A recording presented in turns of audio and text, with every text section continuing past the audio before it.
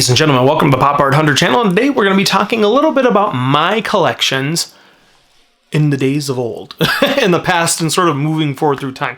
Now I don't know if this will be an interesting video for everybody out there, but I've been asked before, like, how'd you get into collecting this particular thing or that particular thing, and how did you shift over to this or that? And so I thought kind of taking you through a journey of my collecting and how it sort of evolved and how I got to, be a collector of certain things and where I might be going next with it. I thought you might be interested. If you're not interested, watch our other videos. We have plenty of them out there. You don't just have to listen to me yip yap. But anyway, I started collecting when I was young. I think that I went... My mom and my grandmother were very into like rummage sales and garage sales, and they would go kind of at these sales. And my grandma was a huge, I would say shopaholic category. She's, I've sometimes thought that I was a shopaholic, and I don't want to minimize that because I know there's people that really struggle with that mental health aspect of it. I think I was there at some points in my life where you need to buy no matter what. It's about the deal. It's about getting the thing. It's about, I can't, fear of missing out, the FOMO of it.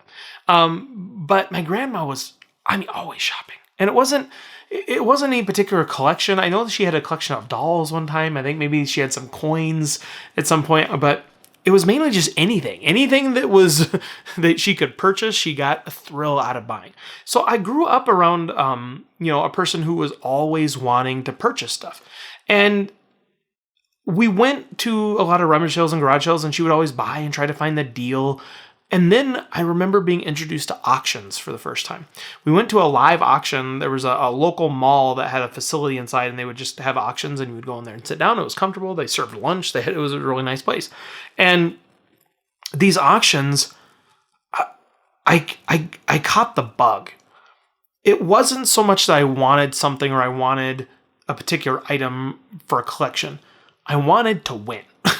And I grew up a little, I wasn't like impoverished, but this is the first world problem kind of thing. Like I wasn't, I didn't grow up, in any sort of financial distress majorly, but there was times that I wanted something and I didn't get it. Oh, I really want the 11-inch Krang Android from the Woolworth store in downtown for my Teenage Mutant Ninja Turtle collection. Mommy, can I have it? No, not today. Wah. Like, I wasn't, I don't want you to feel bad for me at all, but that was the kind of stuff that I remember, like not being able to get something I wanted like that, which was not a necessity. I had other toys. I wasn't deprived of anything, but everybody always wants the next thing. If you're a millionaire, I'm sure you're like, I really wanted this jumbo jet, not the other jet, oh, my yacht, it's, it's not as pretty as my other three, and so I'm sure you have those things no matter, what kind of level of income you have. But I remember thinking like, I get to buy something and I get to win something. I felt like I don't know, hit the jack. Like it's like when you're at a slot machine, you pull the handle and you get some money pumping out. You're like, what? I won, hooray! And like that's what I liked about the auctions. I liked that thrill of winning and thrill of bidding and that competition aspect of it. There was also a sense of finding something. So you would always find deals or little treasures and hidden things, but I never had a specific collection that I wanted to collect. I just remember liking the thrill of the win. I liked the atmosphere of the auction. I liked all those things. So I remember that's sort of how the buying bug got into me. The first collection that I can really remember, I remember having, my grandma would buy me some coins and some things like that, and I had some of those in my collection, but I really wasn't a big coin collector. It was just kind of something that she gave me, and then, I would buy some here and there if we went to an antique store. The first thing I remember collecting that it was mine. I found it, nobody else that I knew liked it. It was something I could enjoy. I remember seeing the movie Austin Powers 2, The Spy Who Shagged Me. I remember seeing that movie. And we would, it was in a mall that we saw it in a bigger town. We had driven to this bigger town. We went to the mall and I saw the movie. I thought it was great. I loved it as a little kid. I maybe still love it now. I haven't seen it in years. But McFarlane Toys had put out a line of Austin Powers action figures. And I remember walking into Spencer Gifts, and we also had a Suncoast at the time. I don't even know if that's still a thing. But they had all these stores that had action figures and stuff from like McFarlane and Sideshow Toys and those types of things. And I walked in and I saw an Austin Powers action figure and I thought, what is this thing? And in the day, McFarlane was the best. I still think they probably produce great things, but right now you have Sideshow Toys or you have Real Toys or, these really hyper realistic figures that look just like the people. And I feel like McFarlane was doing that 30 years ago. I mean, they were doing that 25, 30 years ago, making these really realistic sculpts. And for me, when I first saw them, I thought it was so cool. It wasn't like a Ninja Turtle or something where it kind of sort of looked like it resembled something from a movie or it was a cartoon thing. This looked like a real person that was in this little package. It was like a little, what was that old cartoon with the little, not the Lion, the Witch, and the Wardrobe. I remember there was a little miniature cowboy, the Indian in the Cupboard. I think it was the name of the books. There was a book series where this kid had all these little miniature, and that almost seemed like what it was for me. They had these little miniature people, and they were real. And so I remember getting one of those action figures, and I think I maybe got one or two of them. I got the Dr. Evil and Mini-Me were my favorite characters from those first couple movies, and I remember getting those two, and I thought, oh, that's really great. And then I remember that I went online, I think it was eBay. It was, and I was on eBay, and I remember looking up, McFarlane action figures, trying to see what other figures they had. And the card that they had with this Austin Powers on it had a red Austin Powers on the back of the mint on card. And he was in a red velvet suit. And on eBay, there was one in a blue velvet suit. And I was like, what is this? What is this blue velvet suit that I'm seeing? And I had to look it up. And then back in the day, the internet wasn't, you had to do a lot of research. You had to do investigative journalism. And I found out that the blue suit was the first slave and the first off the presses line of these figures. And the red one was like a second printing of it. I thought, well, I want the first printing.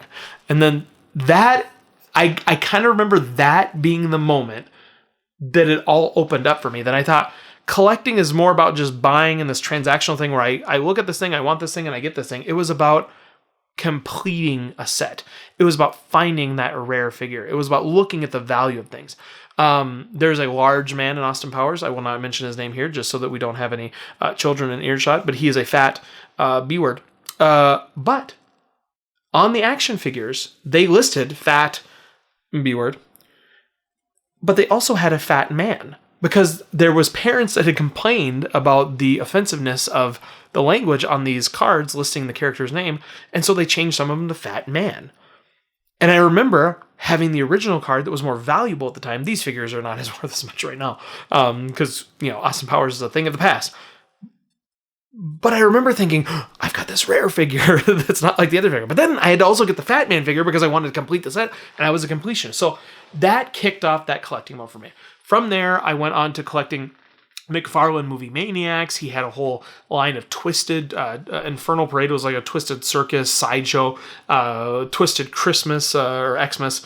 There was Twisted Land of Oz. There was all these different things. And the Movie Maniac line covered all these different movies. And I think they went up to...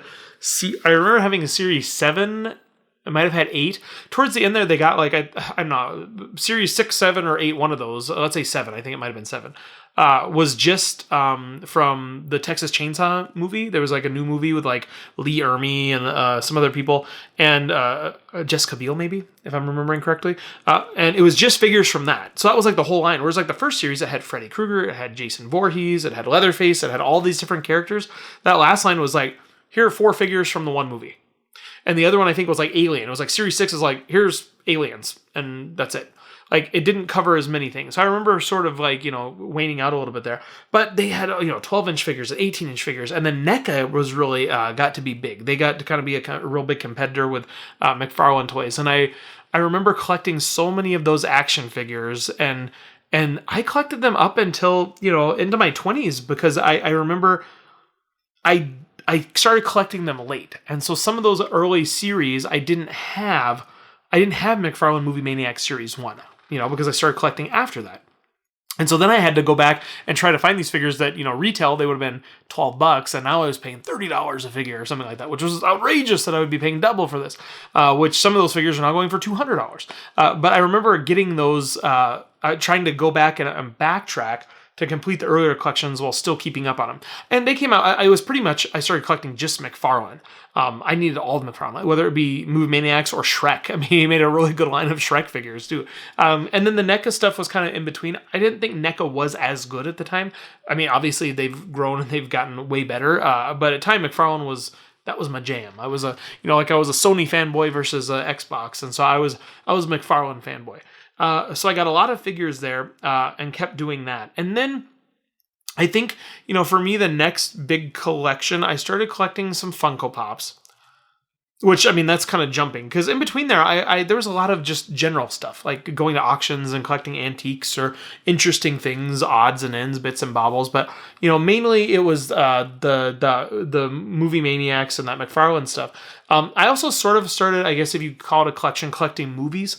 I had probably 2,000 Blu-rays, DVDs. Actually, I had VHSs first, and then upgraded them to DVD, and then upgraded them to Blu-ray. And so I kept increasing, which now everything is digital. So that was a collection that wasn't worth its weight. I might as well have collected Betamax or something. But I ended up collecting a lot of those movies as well, and because I really like movies. I had some mini collections in between there. I collected some life masks. These are like casting molds of like celebrity faces for movies when they do prosthetics, and then they have that negative, and they will make a limited number of castings from that. So I had like, I don't know, maybe 10 of those different castings of faces. So I had these little mini collections in here. Some trading cards and stuff like that, which then led me to doing, before Funko Pops, I kind of jumped to Funko Pops because I was on a train there. But the other big collection I had was Metal Gear Solid trading cards. Metal Gear Solid was a video game. I guess still is a video game. They didn't, they didn't ban it or anything. But was a video game at the time that tactical espionage. It was a sneaking game. It was just interesting. It was unlike any other game I had ever played. And they had trading cards, and the lore behind it, which some say isn't true, and a lot of people say it is, was essentially these cards were printed on acetate. They were a clear plastic, and they would print over artwork over the top of it. And you could hold some of them up to the light. Like in the game, there was like a codec system. Like you would call like, oh, hey, I want to call you on my little secret radio device because I'm a super secret spy. And it was kind of a green background to it. And it was like a communications device. And if you would hold these cards up to the sky, like some of them had like that green codec, but you could see through it. Some of them were completely clear with like a sketchwork art on it. So you'd look through and you could kind of see the sketchwork art, and it was completely clear on the other side. They had a lenticular one that would, if you turned it, it would change different shapes. And then they had chase variants of them. So you would have a card.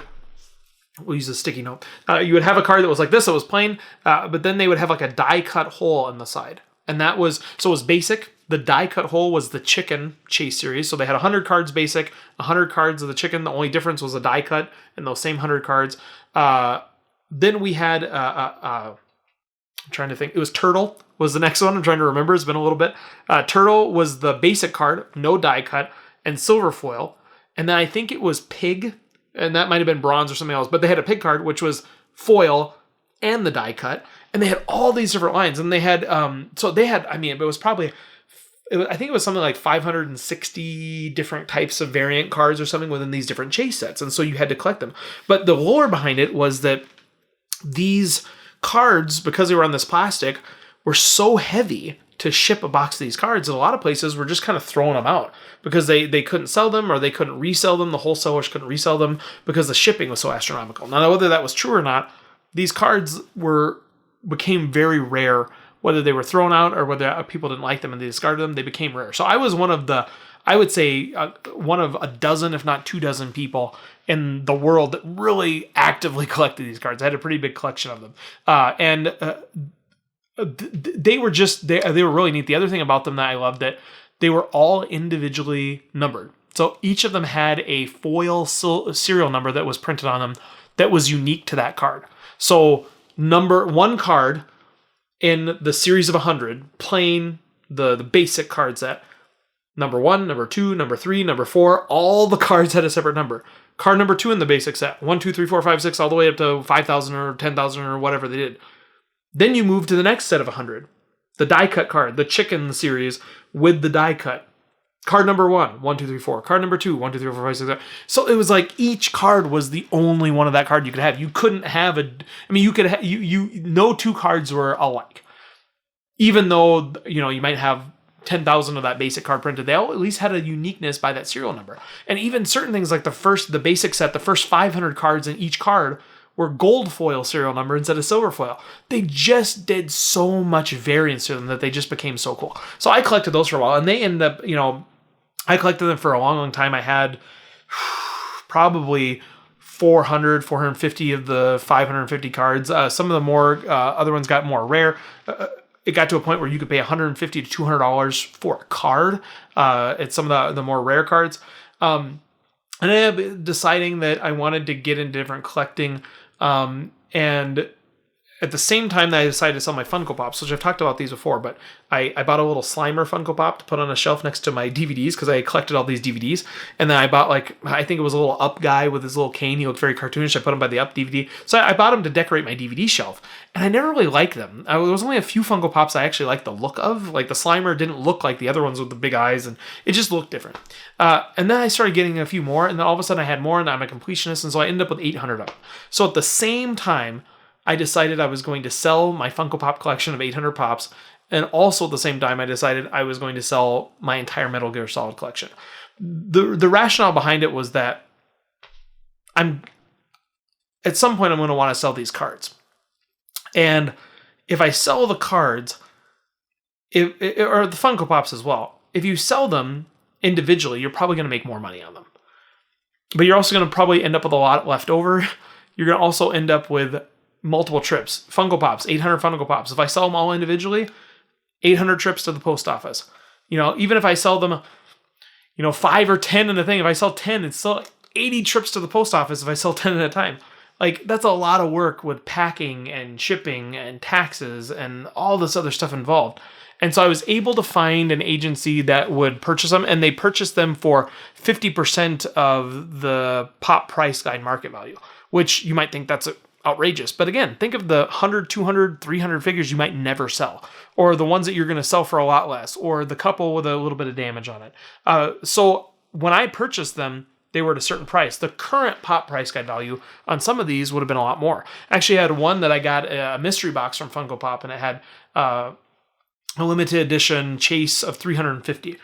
It went for about $800 on even a bad day. And I paid for the whole box. I think it was like $50 for this box of 10 Funko Pops or something like that. They had a sale. And one of them ended up being this figure. So they gave me $400 for it because it was half price. But I also only paid $50 for the whole box of them. So I ended up selling the whole collection. And so I think ultimately I got a pretty good deal. They handled all the shipping stuff. They paid for everything, the labels. And so it made life a lot easier. And I found a doctor in Poland who was another one of these dozen or 24 people that collected these cards. I had met him years, a decade or so ago, a couple decades ago. And he's like, I'm going to buy them all. He was interested in buying, and he kind of talked to me about buying them for a long time. And then all of a sudden he's like, I'm going to bite the bullet. I'm going to buy them all. I can complete this set. I can do that. I can resell some of them, whatever. And so he decided to buy them all. So being able to sell them all in one bulk was a huge benefit to me. So it was a real blessing to be able to get rid of everything at once and not have to go through all the work and time. Yes, I could have spent the time, but time is very valuable to me. So to spend all that time individually selling those things would have just been a nightmare. So anyway, I sold those 2 collections. And it was during a time in our world's history where a lot of people were collecting because some people were at home a little bit more. And I started collecting animation cells. And I got into the animation cells and started getting those more and more and more. And as I did that, I started this channel where I was, thought, hey, I'm going to talk about animation cells. I got, nothing better to do. Let's talk a little bit about my collections and stuff. So that's sort of started the channel. And then as I was doing that, I, wanted to get more content for the channel and do more days a week and stuff like that. And I stumbled upon a Facebook auction. I don't know how it popped up in my feed. It was an auction that was happening on Facebook. I don't even know how it popped up. I don't know what I liked because I didn't even know they had live auctions on Facebook. So I don't know how it popped up. But on that auction, a Ninja Turtle popped up. And I'm like, Ninja Turtles? I haven't seen Ninja Turtles for decades. I didn't even think about Ninja Turtles. And it got me interested. And I remember seeking out another auction from the same place that was auctioning. I thought, well, that's interesting. I never thought about collecting Ninja Turtles. And it's actually not 100% true because back when I started collecting the McFarlane Toys, I would go on eBay and I would search for action figures. And occasionally a Ninja Turtle would pop up. And I remember at the time, they'd be like, this collection of original 10 back, Ninja Turtles mint on card, never touched, $300. And I'm like, $300? Are you insane? Who would pay $300 for a figure? Now one of those figures can go for $300. So I missed the boat there, but I was like, you're nuts that anybody would want to pay that. So I wish I would have got some back in the day when I was collecting those other figures, because now that would be worth quite a bit. Yeah, so I went back to another auction, and I think I mentioned this in the first couple videos of me collecting TMNT, but there was an 11-inch Krang android suit, and also a Technodrome. If you don't know what these are, you can look them up. If you don't know what they are, you probably don't care. And if you do know what they are, it's there. But there was these two particular pieces that I really wanted for my, as a kid, not for my collection, but as a kid to play with. And we were never able to afford it. One was, I think the Krang one, if I remember right, was $19.95, and it was $59.95 for the Technodrome. And at the time, in the early 90s, those were a big price for a kid's toy, especially, again, we weren't impoverished, but I didn't get every toy that I wanted every day or something. It wasn't like, hello son, would you like a new iPhone? Like, it wasn't that kind of thing. But I remember those toys, and I remember always thinking, I really wish I got those. And so when that Ninja Turtle happened at that auction, it kind of sparked my memories of Ninja Turtles. I thought, oh yeah, I remember those two that I didn't get. And I thought, I'm an adult. I can afford this now. I'm going to get them.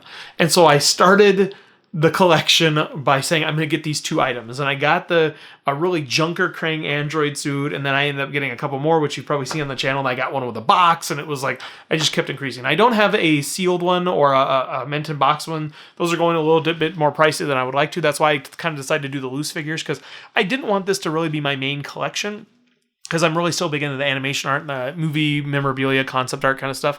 But I thought, this is a nice little collection to add into the mix. And it sort of adds, again, a little bit more fun, because I can kind of bebop back and forth between animation cells and artwork and stuff like that.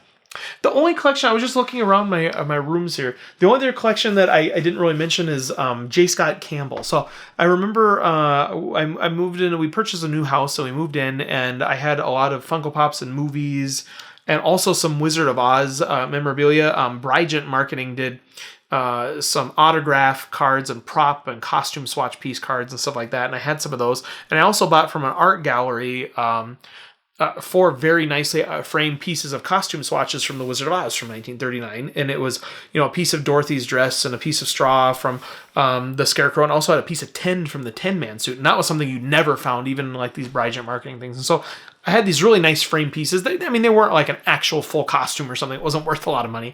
But I had these on the wall. And I remember thinking, that this whole setup I had looked really nice. And that was a nice little focal piece and center point and good conversation piece. And then I had a back office that I was kind of turning into a home office. And I thought, I really want to decorate my office with something. The walls are blank and I don't know what to put in there. And so I thought to myself, like, what could I possibly collect? And so there was these J. Scott Campbell artwork pieces that I found. And it for me, it sort of merged together multiple interests of mine. Number one, as a kid, I liked Disney movies. I liked Little Mermaid. I liked the fairy tale movies and stuff like that. I liked Beauty and the Beast. I liked Alice. Well, I didn't really like Alice in Wonderland, but it was an okay movie. I liked those things. As a teenage boy, I was a boy. I enjoyed girls. and then as an adult, I actually, became an executive director for an arts advocacy group for a number of years. And through that process, I got to be more involved with, art and art auctions and museums and, working with artists individually, and sort of got a little bit more inspired by art. And so I thought, well, these J. Scott Campbell, they were pinup art. Like, it was done in the style of like old, like, pinup art, like Gil Evgren and Earl Moran and Zoe Mozart and stuff like that. And so it was these pinup arts, but it was of like Little Mermaid or fairy tale type characters done in a pinup style, and these limited edition art prints. And I thought, oh, well, that's great. It's little boy Josh who liked Disney movies, and teenage boy Josh who, fancied the female persuasion, and adult Josh who really likes artwork. And so I got these pieces, and I had one that was a kind of a pinup art piece from the Wizard of Oz. And I remember putting that in my hallway. And so you would walk past these Wizard of Oz costume swatches, you'd turn the corner in the hallway, and you would see this Wizard of Oz black and white print from J. Scott Campbell. And then when you would walk in the office, I had the prints all over the office wall. So it was sort of like a transitional piece for me. Like, as you walk from one, you would transition into this next collection. So I had some J. Scott Campbell pieces. I've had a few things, you know, some autographs and some stuff like that, celebrity autographs. I've had some movie memorabilia stuff. Like I'm a real big fan of the movie Signs, and so I've unboxed that before, or at least showed you the framing of like the Signs concept art I have. I just got a movie script, you know, signed by M. Night Shyamalan. So I've got some, you know, other stuff like that. So I've got a lot of little like micro collections, but right now the biggest ones are the TMNT and the concept art, animation, cell art, and stuff like that. Also starting to dabble a little bit in movie posters, just because I like to showcase my animation art next to a movie poster, or some of these custom indie art pieces, alternative movie posters and such. So that's kind of where my collection is right now, and that's kind of where it will, you know, kind of came from, all the way from childhood to right now. Hopefully you might find this interesting. I'm kind of interested to hearing everybody else's stories about what you collect, or how you got to collecting that. If you have any questions for me, feel free to ask me. I'm an open book, unless I don't want to answer it. I'm easy, except when I'm not. Yeah, so like, comment, subscribe. Let me know the things that you enjoy collecting, or, you know, how you got inspired to collect, or anything like that. I'd be really interested in hearing that. So thanks for watching the Pop Art Hunter channel, and we will see you next time.